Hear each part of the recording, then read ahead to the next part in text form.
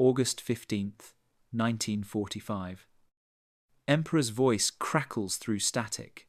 Surrender echoes across burning islands. 297 women await fate.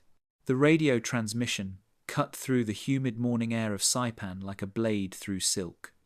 Hirohito's voice, thin and crackling with interference, spoke words that had never been uttered in Japan's 2,600-year history. Surrender. The sacred word fell from the lips of a god-emperor, and with it the world turned upside down. Lieutenant Michiko Tanaka pressed her palm against the concrete wall of the communications bunker. Her nurse's uniform stained with 3 days of sweat and blood. Around her, 296 other women sat in stunned silence, their faces pale as moonlight. Radio operators, medical corps, auxiliary personnel, the forgotten army of Japan's final Pacific campaign. For months, they had lived on sweet potato scraps and rainwater, their bodies shrinking as American bombers darkened the skies daily. The smell of cordite and burning fuel still hung in the air from yesterday's bombardment. Through the bunker's cracked doorway, Michiko could see the twisted wreckage of a Zero fighter, its rising sun emblem blackened beyond recognition. The pilot, barely 19, had crashed trying to reach the mainland with news of their desperate situation. His body still lay crumpled in the cockpit, a reminder of how thoroughly the war had consumed Japan's children. Sergeant Fumiko Sato, a radio operator from Osaka, clutched her headset with trembling fingers. For 2 years, she had transmitted coordinates, casualty reports, and supply requests into the endless static. Her instructors had taught her that Americans were soft, decadent creatures who would crumble at the first taste of Japanese steel. Yet the voices she heard on intercepted frequencies spoke with calm confidence, discussing supply deliveries measured in thousands of tons, while Japanese forces rationed individual rice grains. The sound of approaching engines shattered the morning silence. Heavy, rhythmic, unlike the desperate sputtering of Japanese aircraft. American transport planes circled overhead like mechanical vultures, their shadows passing over the bunker in perfect formation. Michiko counted 12, then 24, then lost track as more appeared on the horizon. Each plane seemed larger than the bombers that had terrorized them for months. Private Keiko Yamamoto, barely 18 and conscripted from a Tokyo medical school, whispered a prayer her grandmother had taught her. She had volunteered for overseas service, believing she would tend to victorious Japanese soldiers as they conquered the Pacific. Instead, she had spent 8 months watching young men die from infected wounds while antibiotics remained locked in a medical officer's private reserve, saved for a final battle that would never come. The first American voices echoed across the compound just after noon.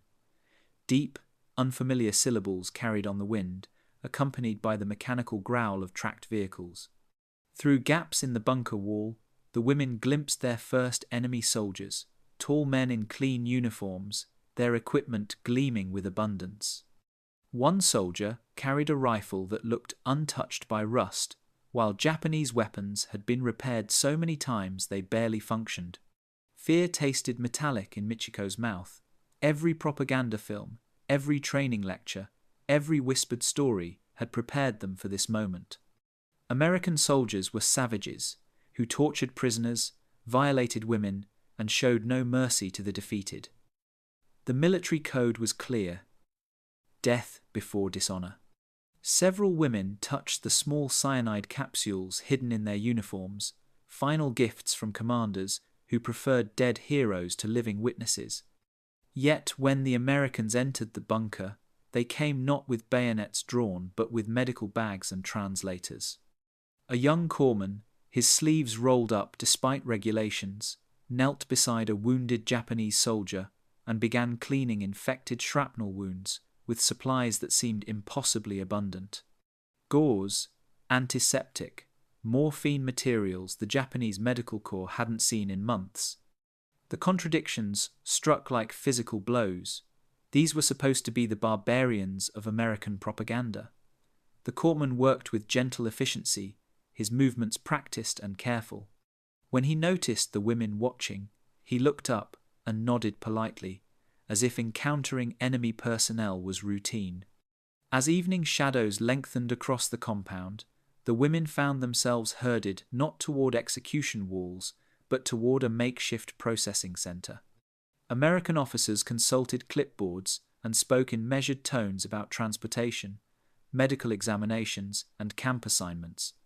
The machinery of capture operated with systematic precision that suggested not savagery but bureaucratic planning.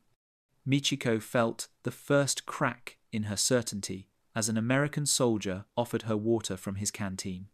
The gesture was casual, unremarkable to him, yet it shattered something fundamental in her understanding of war, enemy, and honor. If Americans showed kindness to defeated enemies, what did that say about everything she had been taught? The transport trucks arrived at sunset, their engines purring with mechanical health that mocked Japan's desperate shortage of fuel. The USS General Meigs cut through the Pacific swells with mechanical precision, her hull loaded with human cargo that defied every category of military transport. In the converted cargo holds below deck, 297 Japanese women lay on canvas cots, arranged in orderly rows, their bodies swaying with the ship's rhythm like a forest of broken trees. Lieutenant Michiko Tanaka gripped the metal rail of her cot, fighting waves of nausea that had nothing to do with the ocean's motion. The hold smelled of disinfectant, fresh paint, and something else, abundance.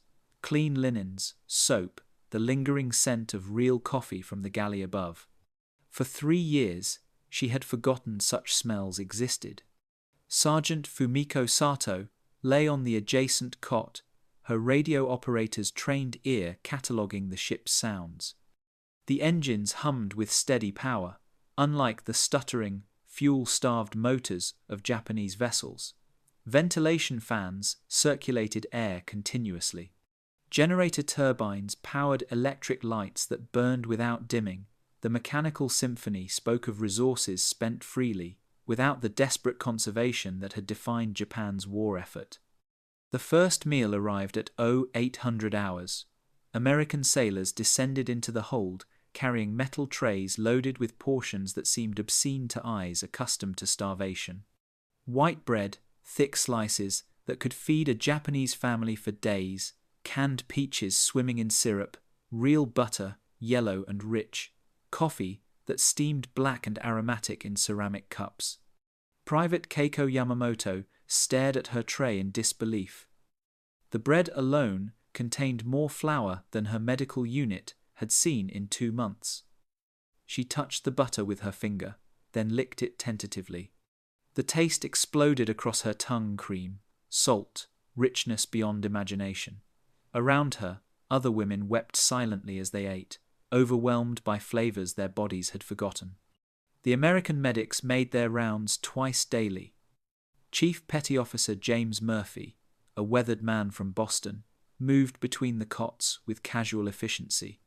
His medical bag overflowed with supplies: aspirin distributed in handfuls, vitamins pressed into willing palms, bandages changed daily whether needed or not. When Michiko developed seasickness, he produced pills from a bottle containing hundreds, offering them freely. The waste haunted them most. Fumiko watched through a porthole as sailors dumped leftover food into the ocean. Entire loaves of bread, untouched fruit, gallons of soup disappeared beneath the waves. She calculated frantically enough food to feed her communications unit for a week, tossed away without thought. The abundance was so complete that waste had become routine. On the 3rd day, they encountered an American supply convoy. Through the portholes, the women glimpsed a horizon filled with ships, cargo vessels, tankers, destroyers, all moving in perfect formation. Keiko counted 47 vessels before losing track. Each ship appeared larger than anything in the Japanese fleet. Their smokestacks poured steady black streams into the sky, evidence of fuel burned without rationing. The American sailors treated the prisoners with bureaucratic kindness. They distributed books in Japanese, magazines, writing paper. When one woman asked for needle and thread to repair her torn uniform, a sailor returned with an entire sewing kit, complete with fabric, buttons, and scissors. The generosity felt like cruelty, not because it was harsh, but because it revealed Japan's poverty. Chief Murphy began conducting medical examinations on the fourth day. His findings, recorded in neat handwriting, documented the physical cost of Japan's war. Average weight, 38 kilograms. Average height, 4 feet 11 inches. Dental problems, malnutrition, untreated infections. He worked without comment, but Michiko saw him shake his head as he wrote. The psychological examination proved more disturbing. A Japanese-American interpreter, Sergeant Harry Tanaka, conducted interviews with each woman. His questions probed their understanding of American society. Did they believe Americans were weak? Had they seen evidence of American industrial capacity? What had they been taught about American women? The answers revealed propaganda's lies. Fumiko admitted she had been told American soldiers were cowards. Keiko confessed her instructors claimed American women were promiscuous and lazy. Michiko acknowledged believing American industry was primitive and inefficient. Each revelation felt like betrayal not of Japan, but of truth itself. If their leaders had lied about American weakness, what else had been fabrication? The questions multiplied with each passing hour, eroding certainty like waves against stone. On the seventh day, the ship's radio crackled with reports from the mainland. American cities thrived. Factories operated at full capacity. Civilians drove automobiles and lived in houses with electricity. The America described bore no resemblance to the starving nation of propaganda. As the General Meigs approached California, the women lined the rails, staring westward toward their destination. Even the ocean seemed cleaner here. San Francisco Bay emerged from the morning fog like a vision from another world. The Golden Gate Bridge stretched across the water in impossible spans of steel and cable, its towers disappearing into the mist above. Lieutenant Michiko Tanaka pressed her face against the porthole, watching the city unfold before her eyes. Skyscrapers climbing toward heaven, docks bustling with activity, ships of every size crowding the harbour.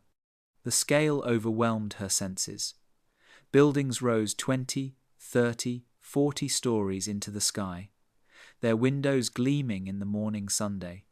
She had seen photographs of American cities in propaganda materials, but those images had been carefully selected to show urban decay, breadlines, industrial collapse. This was something entirely different. A metropolis that hummed with energy and purpose. Sergeant Fumiko Sato counted the vessels in the harbour until she lost track at 200. Liberty ships, cargo freighters, passenger liners, naval vessels, all moving in choreographed precision. Tugboats guided massive transports to berths, where cranes waited to unload cargo. The mechanical ballet spoke of organisation on a scale Japan had never achieved, even in peacetime. The women were transferred to smaller boats for the final approach to shore. As they drew closer to the docks, the details became more shocking than the panorama. Longshoremen worked without urgency, their movements casual and unhurried. They were well-fed men with strong backs and clean clothes, calling to each other in voices that carried laughter. Where were the signs of a nation worn down by 4 years of global war?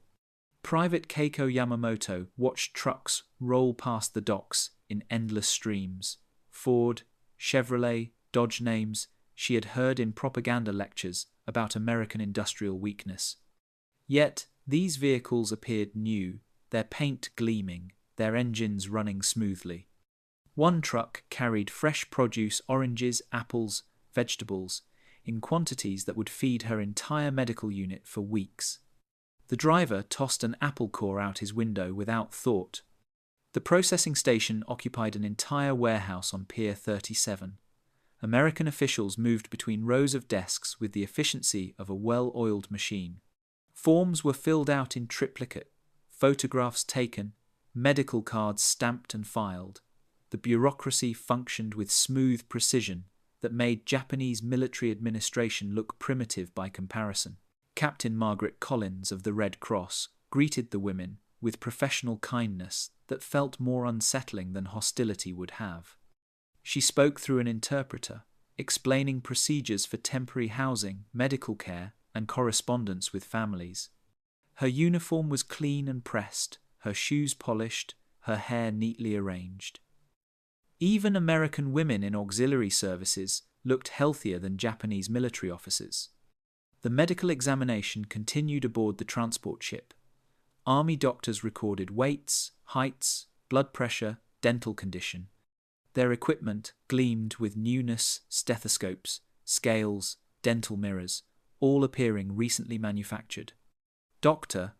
Robert Hayes from Chicago worked with methodical care, his movements suggesting routine rather than wartime urgency. The statistical results painted a devastating picture. Average weight of the Japanese women, 37 kilograms. Average weight of American women of similar age, 58 kilograms. Average height: Japanese, 4 feet 10 inches. American, 5 feet 4 inches. The numbers documented not just individual suffering, but systematic national starvation. Through the warehouse windows, the women glimpsed civilian life continuing normally. Automobiles filled the streets in numbers that defied imagination. Women walked freely, wearing dresses of fabric that looked new and colourful. Children ran and played, their faces round with health, their movements energetic. Where were the signs of rationing, sacrifice, and wartime hardship? The contradiction struck deepest when lunch was served. American personnel ate sandwiches thick with meat, fresh fruit, milk in glass bottles. They consumed more food in one meal than most Japanese civilians saw in a week, yet they ate casually without the desperate hunger that had defined Japan's final war years. Some even left portions unfinished, discarded without thought.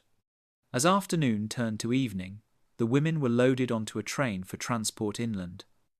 The locomotive was diesel-powered, modern, its cars clean and well-maintained. Through the windows, they watched San Francisco recede into the distance, its lights beginning to twinkle in the gathering dusk. The city blazed with electric power, every window illuminated, street lamps burning without restriction. Fumiko calculated in her head, the electricity consumed by San Francisco in one night would power all of Osaka for a week. The fuel burned by the vehicles on a single street would run Japan's remaining aircraft for days. The food wasted in the harbour area could feed her home prefecture for months. The train gathered speed, carrying them eastward into the American heartland. Behind them, San Francisco Bay glittered like a jewel, unmarked by bombing, untouched by war, a testament to industrial might that made Japan's sacrifices seem futile. The train clattered eastward across California's Central Valley, its diesel engine pulling 8 passenger cars through landscapes that defied everything the Japanese women had been taught about America's agricultural capacity. Lieutenant Michiko Tanaka pressed her face to the window, watching endless orchards roll past in the morning, light almond trees, heavy with fruit, orange groves stretching to the horizon, vineyards whose vines sagged under unpicked grapes. The abundance was obscene. Fruit rotted on the ground beneath trees because there was too much to harvest. Tractors moved through fields like mechanical insects, their operators working without urgency or desperation. These weren't the desperate farmers of Japanese propaganda, scratching subsistence from exhausted soil. These were agricultural industrialists, managing resources on a scale that dwarfed Japan's entire national output. Sergeant Fumiko Sato calculated frantically as mile after mile of farmland passed the windows. One orchard contained more fruit trees than existed in all of Kyushu. A single cattle ranch held more livestock than her entire home prefecture. The mathematical impossibility of it made her dizzy. How had Japanese intelligence gotten everything so catastrophically wrong? At each small town, the train stopped to take on water and supplies. The women glimpsed American life in fragments through the windows. Children played in yards behind white houses, their faces round with health, their clothes clean and colourful. Women hung laundry on lines, cotton dresses, wool coats, undergarments that looked new rather than patched. Men worked in garages beneath automobiles, their tools gleaming. Private Keiko Yamamoto watched a farming family load produce onto a truck at a railway crossing. The vegetables, cabbages, carrots, potatoes were larger and more perfect than anything she had seen in Japan even before the war. The farmer's wife wore a dress that would have cost 6 months' wages for a Tokyo factory worker.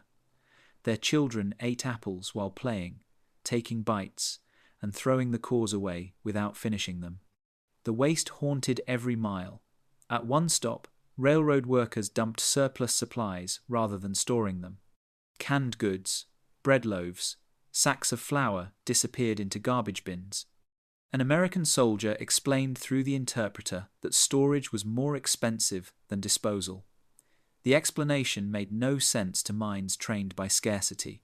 By afternoon, the train reached the Sierra Nevada foothills. Through the windows, the women saw lumber mills processing trees into boards, their sawdust piles rising like mountains. The smell of cut wood filled the air, pine, oak, redwood, in quantities that suggested forests without end. In Japan, every tree was precious, every piece of wood rationed and reused until it crumbled. Here, entire forests were consumed casually. The train's dining car served meals that violated every principle of wartime rationing. Thick steaks, mashed potatoes with real butter, fresh vegetables, white bread, coffee with cream and sugar. The portions were sized for giants, more food than a Japanese family would see in weeks. The American soldiers ate with casual efficiency, leaving portions unfinished, requesting seconds without shame. Evening brought them to the Nevada desert, where they glimpsed mining operations, extracting copper, silver, and other metals from the earth. The machinery was enormous, steam shovels the size of buildings, conveyor belts stretching for miles, processing plants that glowed with electric lights throughout the night. The scale suggested resources measured in geological time rather than human years. At a water stop in Reno, the women saw their first casino. Electric lights blazed in patterns that would have powered a Japanese city for weeks. Americans fed coins into slot machines for entertainment, gambling away sums that represented months of wages for Japanese workers. The casual waste of money, like the waste of food and materials, spoke of abundance so complete that excess had become normal. Fumiko overheard American soldiers discussing production statistics. Ford Motor Company had manufactured over 600,000 vehicles in 1944. General Electric had produced enough electrical equipment to power 20 cities the size of Tokyo. Bethlehem Steel had forged more metal in 1 year than Japan had produced in the entire war. The numbers were impossible, yet the evidence surrounded them. Every mile of track ran on steel rails that gleamed with newness. Every bridge was built with excess capacity, over-engineered for loads that exceeded necessity. Every station was lit with electric bulbs that burned without restriction. The infrastructure itself was propaganda, a demonstration of industrial might that made resistance seem delusional. As night fell over the Utah desert, the train continued eastward toward their destination. Behind them lay California's agricultural empire. Ahead stretched more of America's continental abundance. The Japanese women sat in darkness, contemplating the mathematical impossibility of victory against a nation that could afford to waste more resources than Japan could produce. Camp McCoy materialized from the Wisconsin wilderness like a small city carved from pine forests and prairie grass. The installation stretched across rolling hills for miles, its wooden barracks arranged in perfect geometric patterns, connected by gravel roads that ran straight as surveyors' lines. Lieutenant Michiko Tanaka stared through the transport truck's canvas cover, counting buildings until she lost track mess halls, administration blocks, medical facilities, all built with the casual abundance that had begun to define her American captivity. The processing center occupied a complex of buildings larger than most Japanese military installations. American personnel moved between stations with practiced efficiency, their clipboards and forms documenting every aspect of prisoner arrival. Photographers snapped identification pictures with cameras that seemed new from the factory. Typists recorded personal information on machines that clacked with mechanical precision. The bureaucracy operated like a well-oiled assembly line, processing human cargo with industrial efficiency. Sergeant Fumiko Sato submitted to her third medical examination in 2 weeks, this one more comprehensive than anything she had experienced in the Japanese military. Dr. Sarah Chen, a Chinese-American physician from San Francisco, recorded measurements with scientific precision. Height, weight, blood pressure, dental condition, vision, hearing, every system evaluated and documented. The equipment gleamed with newness. Stethoscopes, scales, eye charts, all appearing recently manufactured. The results painted a stark statistical portrait of Japanese military life. Average prisoner weight, 36 kilograms. Average height, 4 feet 9 inches. 70% showed signs of chronic malnutrition.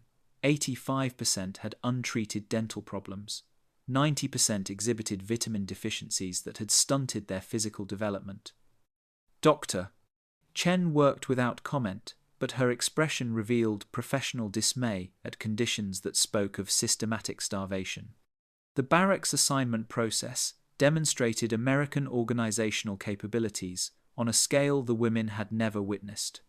Each prisoner received a bed number, locker assignment, mess hall schedule, and medical appointment card.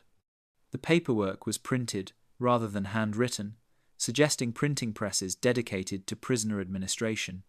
Forms existed for every conceivable situation: clothing requests, dietary restrictions, religious preferences. Private Keiko Yamamoto entered Barracks 17 and encountered her first heated building in 3 years. Radiators lined the walls, connected to a steam system that maintained constant temperature regardless of outside weather. Electric lights illuminated every corner with the flip of a switch. Hot water flowed from faucets without restriction, heated by boilers that consumed coal as if fuel were infinite. The shower facilities violated every assumption about prisoner treatment. Individual stalls with private curtains, soap dispensers that remained filled, towels changed daily, hot water that flowed without time limits. When Keiko asked a guard how long she could remain under the spray, the American woman looked confused. "Until you're clean, honey," she replied, as if the question made no sense. The mess hall served portions that defied Japanese understanding of wartime rationing. Breakfast included eggs, bacon, toast with butter, coffee with cream and sugar, fresh fruit. The quantities exceeded what Japanese officers received, yet these were enemy prisoners being fed by captors who supposedly faced their own shortages. American cooks prepared meals without visible concern for waste. Medical care continued beyond the initial examination. Daily sick call was conducted by trained physicians rather than medics. Medications were distributed freely: aspirin for headaches, vitamins for deficiencies, antibiotics for infections. The camp pharmacy stocked supplies that had been unavailable to Japanese military hospitals for months. When Michiko developed a respiratory infection, she received penicillin in quantities that would have treated dozens of Japanese soldiers. The psychological impact proved more devastating than physical deprivation had been. These American facilities, built specifically for enemy prisoners, exceeded the living conditions of Japanese military personnel in active service. The barracks were cleaner than officers' quarters she had known. The food was more abundant than what Japanese generals received. Camp personnel treated the prisoners with bureaucratic courtesy that felt more unsettling than hostility would have. Guards followed written procedures rather than personal whims. Disciplinary actions were documented and reviewed. Complaints were recorded and investigated. The systematic nature of American prisoner administration suggested organizational capabilities that dwarfed Japanese military efficiency. Evening brought the first group meeting with camp administrators. Major Robert Thompson explained camp rules through interpreters, his presentation organized around printed handbooks distributed to each prisoner. The rules were comprehensive, covering everything from correspondence procedures to recreational activities to religious services. As darkness fell over Wisconsin, the women lay in heated barracks on clean mattresses, listening to the unfamiliar sounds of abundance: steam radiators hissing, electric generators humming, trucks delivering endless supplies. Outside their windows, floodlights illuminated the compound with electric power that burned throughout the night without restriction. The first night in American captivity felt more comfortable than the last year of Japanese military service had been. The rhythm of daily life at Camp McCoy exposed the depth of American abundance in ways that statistical reports could never capture. Lieutenant Michiko Tanaka reported to the camp infirmary each morning at 0700 hours, where she worked under Dr.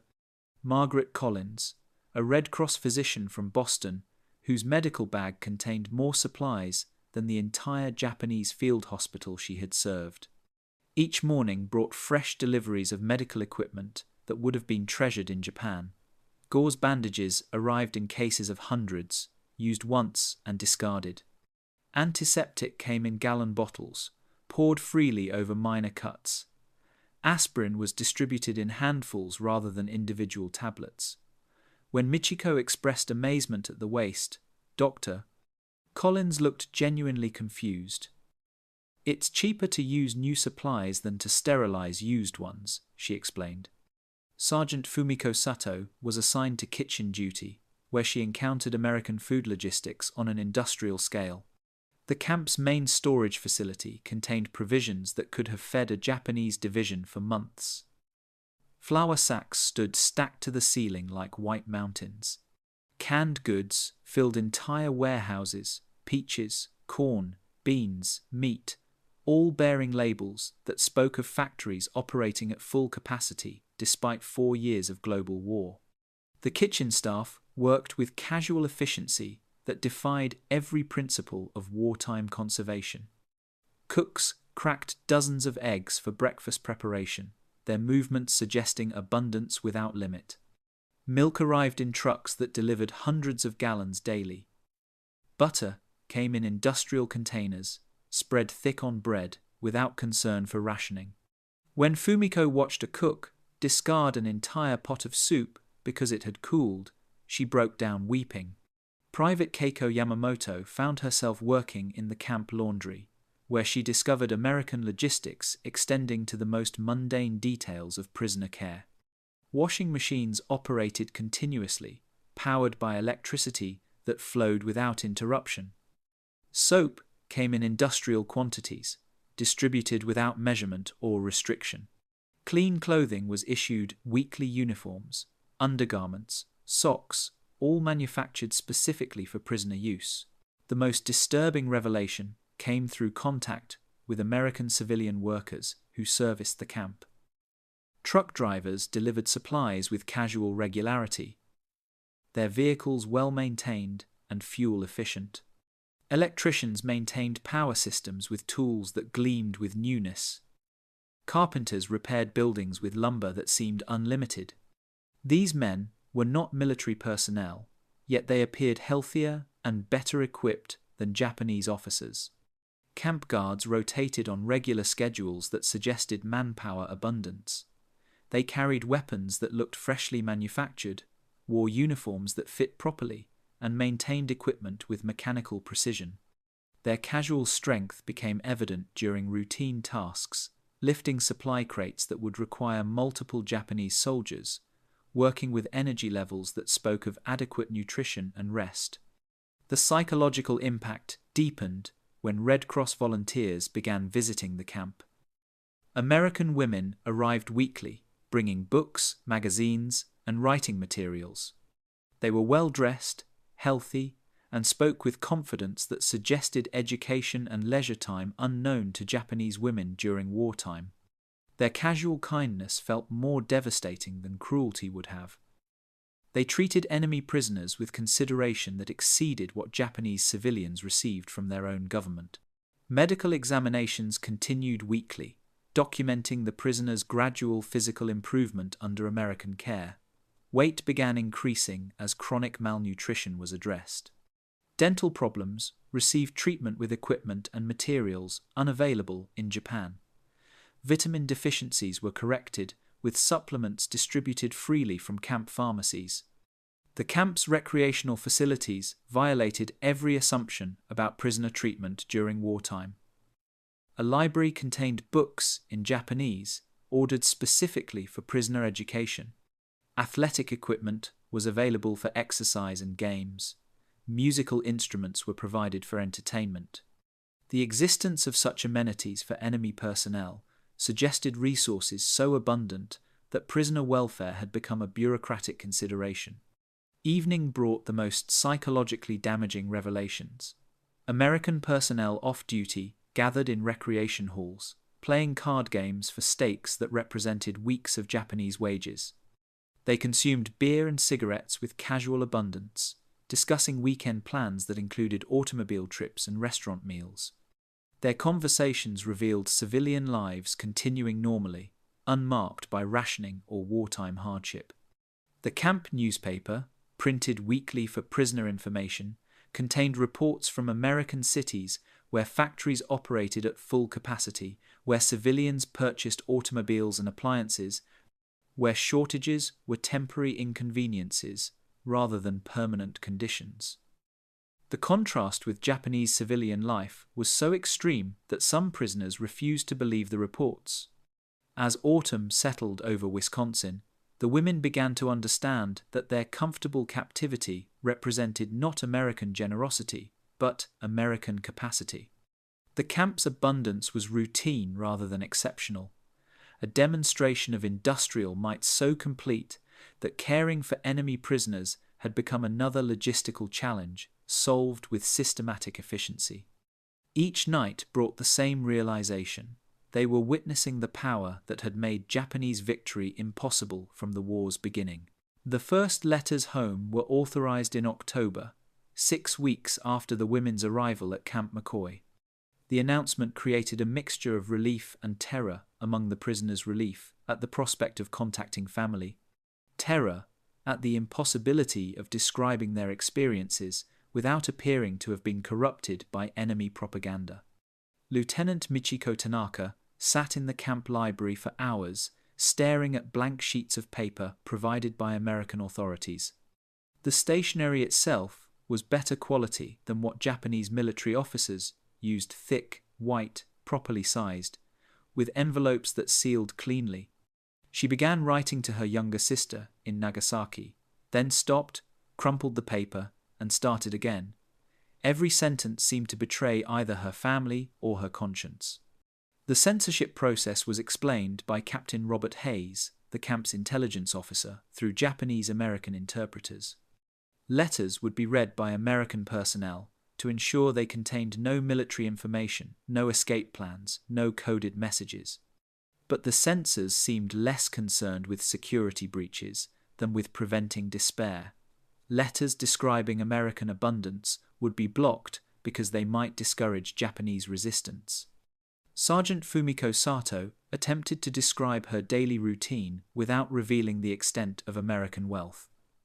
She wrote carefully about working in the camp kitchen, mentioning food preparation but not quantities. She described her health as good, without explaining the medical care she received. She noted that guards were courteous, without detailing their casual strength. Every truthful statement seemed like collaboration. The replies, when they arrived weeks later, painted a devastating picture of conditions in Japan. Fumiko's family in Osaka reported that rice rations had been reduced again, that her younger brothers were showing signs of malnutrition, that winter fuel was unavailable at any price.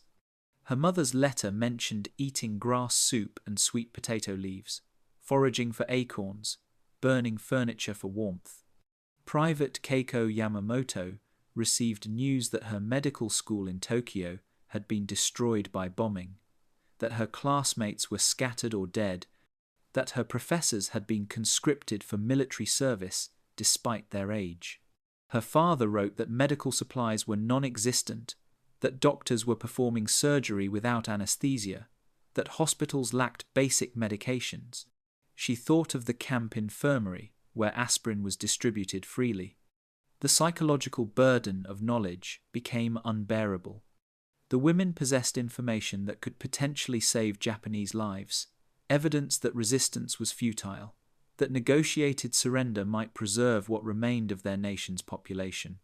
Yet, sharing such knowledge would brand them as traitors, collaborators who had been deceived by enemy propaganda.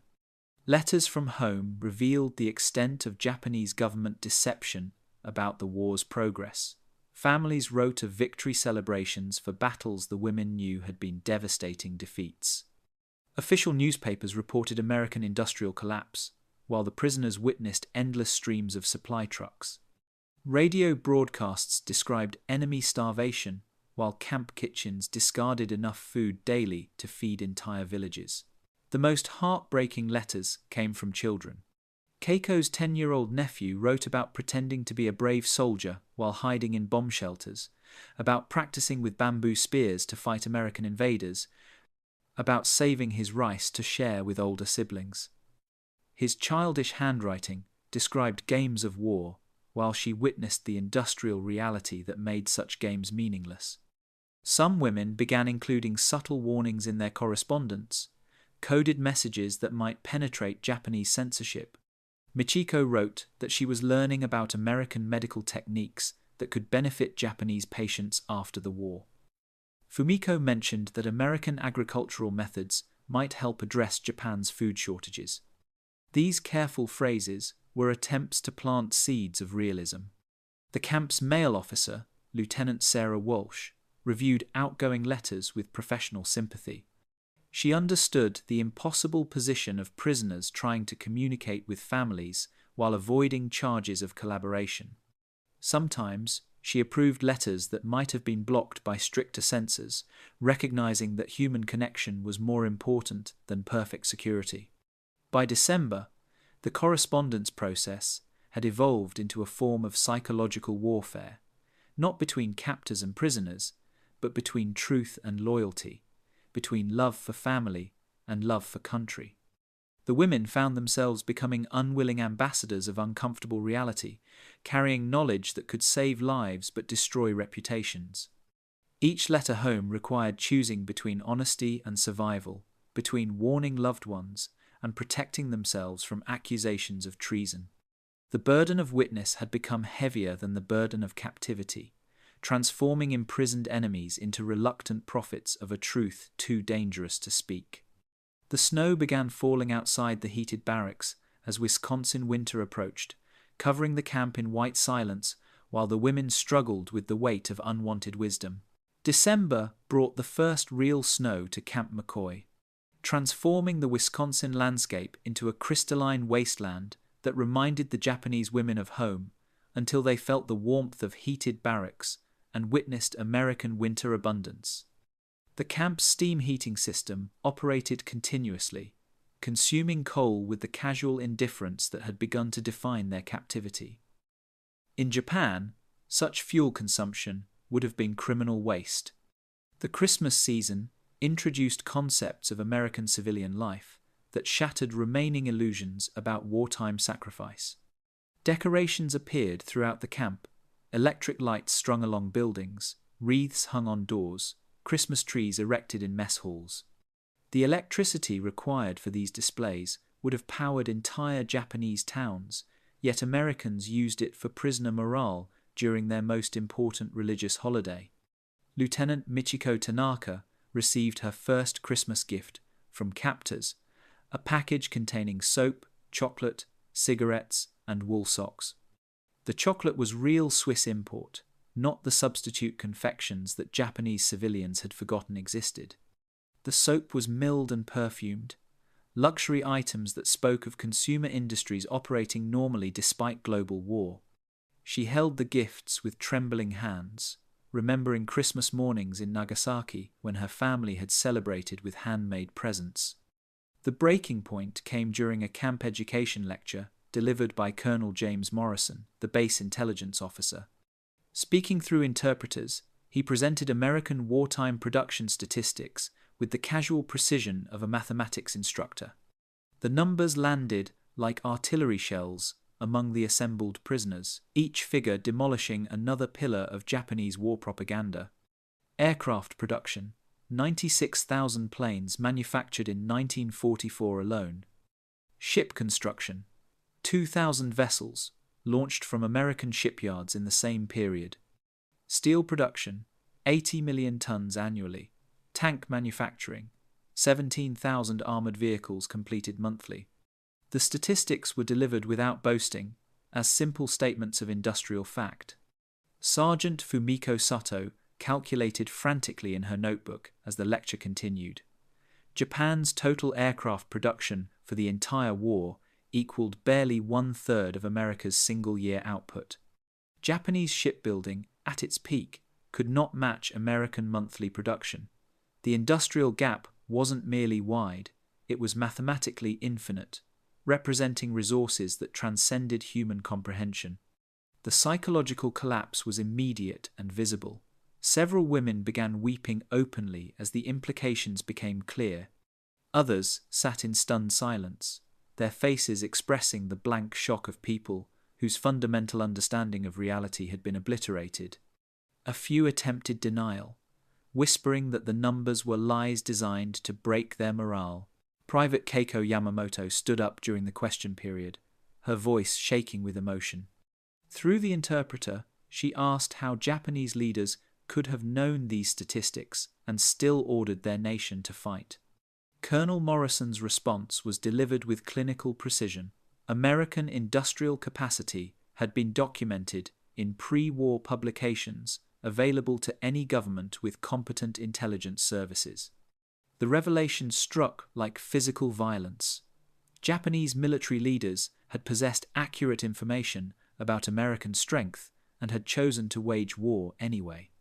The sacrifice of millions of Japanese lives had been based not on miscalculation, but on deliberate deception. Every bombing raid endured, every family member lost, every meal forgone had been in service of a war that Japan's leadership knew was unwinnable. That evening, the women gathered in their barracks for discussions that would have been treasonous in Japan, but felt necessary for psychological survival. They spoke in whispers about betrayal, about leaders who had sent children to fight giants, about propaganda that had turned victims into willing participants in their own destruction. The anger was profound, not directed at Americans, but at the Japanese government that had orchestrated national suicide. Michiko wrote in her private diary that night, documenting thoughts that could never be shared in letters home. She calculated that American steel production exceeded Japan's total industrial output across all sectors. She noted that American prisoners probably received better food than Japanese civilians. She wondered how many lives could have been saved if their leaders had possessed courage to negotiate surrender in 1941. The camp's Christmas Eve service was conducted by an American chaplain who spoke about peace, forgiveness, and redemption after terrible conflicts. His words, translated into Japanese, carried implications that extended beyond personal salvation to national healing. Several prisoners attended, not from religious conviction, but from desperate hope that suffering might yield meaning. As 1945 drew to a close, the women understood that they were witnesses to more than American industrial might. They had seen evidence of systematic deception by their own government, documentation of betrayal that transformed them from defeated soldiers into unwilling accusers of their homeland's leaders. The snow continued falling outside the heated barracks, covering the camp in silence while inside. 297 Japanese women contemplated the mathematical impossibility of the war they had been ordered to fight. Spring arrived at Camp McCoy with the gradual warmth of Wisconsin's changing seasons, but for the Japanese women, the psychological winter had deepened beyond any possibility of thaw. Lieutenant Michiko Tanaka no longer flinched when medical supplies were discarded or when food portions exceeded her family's weekly rations. The waste had become familiar, another fact of American abundance that she documented in letters she could never send home. The women had begun learning English with determination that surprised their American instructors. Sergeant Fumiko Sato spent hours each evening studying vocabulary cards, practicing pronunciation with guards who patiently corrected her mistakes. The language lessons were officially encouraged as prisoner rehabilitation, but for the women, English had become a survival tool, a weapon against the lies that had shaped their understanding of the world. Teaching materials provided by the Red Cross included American magazines, newspapers, and books that revealed civilian life continuing normally across the United States. Life magazine showed photographs of well-dressed families, abundant supermarkets, new automobiles rolling off assembly lines. The images contradicted every piece of Japanese propaganda about American society collapsing under wartime pressure. Children played in parks, women shopped for luxury goods, men returned from work to houses filled with electric appliances. Private Keiko Yamamoto found herself questioning everything she had been taught about duty, sacrifice, and national loyalty. Her medical training had emphasized service to emperor and country above personal concerns, but American doctors treated enemy prisoners with the same care they would show their own soldiers. The contradiction challenged fundamental assumptions about racial superiority and national character. The camp's library became a sanctuary where the women could explore ideas that would have been forbidden in Japan. Books on democracy, individual rights, and economic systems offered alternative visions of social organization. Fumiko read about American agricultural techniques that could potentially feed Japan's starving population. Michiko studied medical advances that could save lives if Japanese authorities would abandon their pride. Daily conversations with American personnel revealed attitudes that defied Japanese stereotypes about Western decadence and moral weakness. Guards spoke respectfully of their wives, planned educational futures for their children, and expressed genuine concern for prisoner welfare. Their casual strength came not from racial superiority, but from adequate nutrition, education, and economic opportunity advantages that Japanese civilians had been systematically denied. The psychological transformation accelerated as the women recognized their own complicity in Japan's national delusion. They had volunteered for military service, believing in propaganda about Japanese invincibility and American weakness. They had accepted hardship as necessary sacrifice for eventual victory. They had trusted leaders who possessed accurate intelligence about enemy capabilities, yet chose to wage unwinnable war. Anger replaced grief as the dominant emotion in evening discussions. The women spoke in careful whispers about betrayal by their own government, about millions of Japanese lives squandered for the ego of military leaders who knew the truth but chose deception. Their rage was not directed at Americans, who had treated them with unexpected humanity, but at the Japanese system that had transformed patriotism into suicide. Letters from home continued to arrive, carrying news of increasing desperation in Japan. Cities burned under American bombing raids, while military leaders promised miraculous weapons and divine intervention.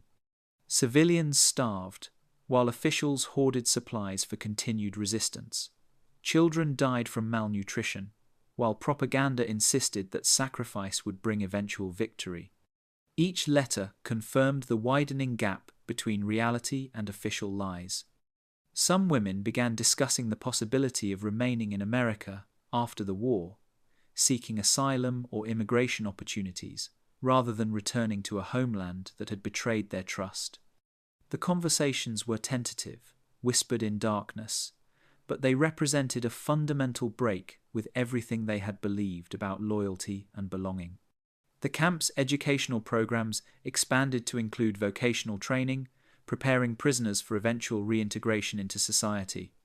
The assumption was that they would return to Japan, but some women requested training in skills that would be useful in American nursing techniques, agricultural methods, industrial skills. They were preparing for futures that their former selves could never have imagined. By summer, the transformation was complete. The women who had arrived as defeated soldiers had become something unprecedented in Japanese history, citizens who had seen through their own nation's propaganda and survived to bear witness. They possessed dangerous knowledge about American strength, Japanese weakness, and the criminal negligence of leaders who had ordered national suicide while knowing it was unnecessary. The burden of truth had replaced the burden of captivity as their primary struggle. They were no longer simply prisoners of war, but unwilling prophets of a reality too explosive to share, too important to ignore, too dangerous to speak. The question was no longer how to survive captivity, but how to survive the knowledge that their nation's suffering had been preventable and deliberately chosen. The announcement came in July 1946, delivered with the same bureaucratic efficiency that had characterized every aspect of their American captivity. Repatriation orders had been signed. The Japanese women would be returning home within weeks, transported aboard converted troop ships to a homeland they no longer recognized. Lieutenant Michiko Tanaka stared at the official notice, feeling not relief but profound dread at the prospect of carrying dangerous truths back to a nation built on comfortable lies.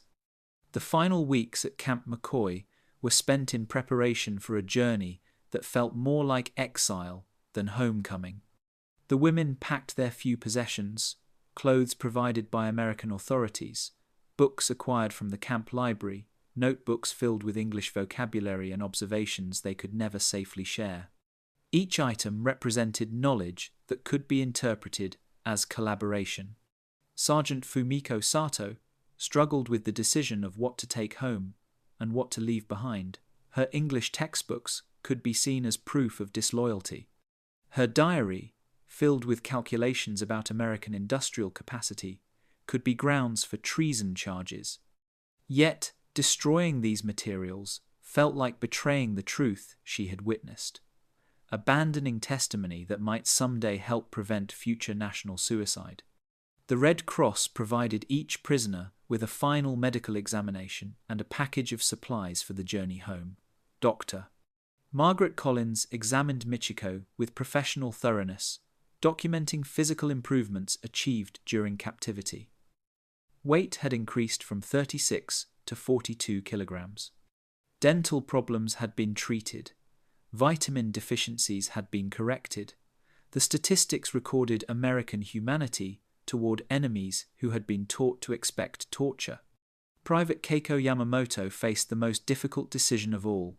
American authorities had quietly indicated that immigration applications would be considered for prisoners who wished to remain in the United States.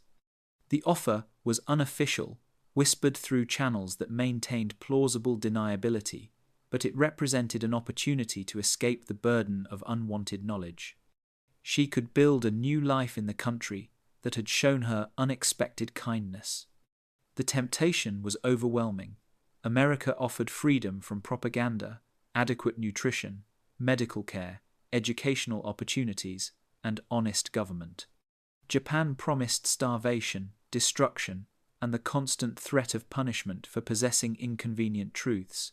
Yet, family loyalty ran deeper than personal safety. Her parents, siblings, and extended relatives were trapped in the ruins of Japanese defeat, needing whatever help she could provide.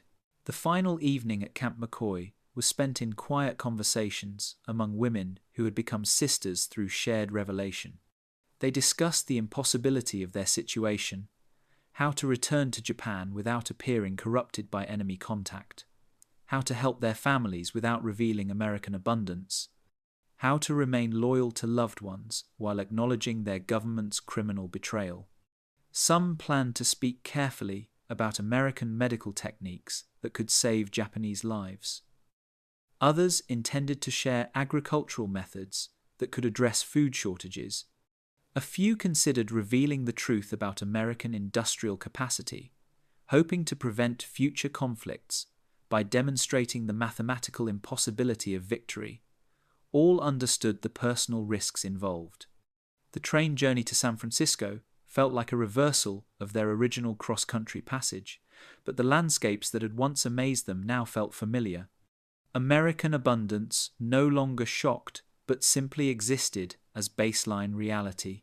The waste they had once found obscene had become expected routine. Their transformation was complete. They could no longer see America through Japanese eyes, because they were no longer truly Japanese in their understanding. The transport ship USS General Buckner waited at Pier 7, its holds configured for human cargo, making the reverse journey. American personnel processed the repatriation with systematic efficiency. Forms were completed, medical records transferred, personal effects inventoried. The machinery of war was shifting into reverse, returning displaced persons to homelands that might no longer welcome them. As the ship pulled away from San Francisco Bay, the women lined the rails for their final glimpse of America. The Golden Gate Bridge disappeared into evening fog, the city lights began to twinkle in the gathering darkness, and the industrial landscape that had redefined their understanding of national power faded into memory. They carried knowledge that could transform Japan or destroy them. The Pacific Ocean stretched ahead, dark and endless, carrying 297 women toward an uncertain future. They were no longer the loyal subjects who had left Japan in defeat, but neither were they fully American in their new understanding. They had become something unprecedented witnesses to the cost of national delusion, unwilling prophets of truths too dangerous to speak. Behind them, America continued its confident expansion into the post-war world. Ahead lay Japan, broken and starving, waiting for truths it was not prepared to hear.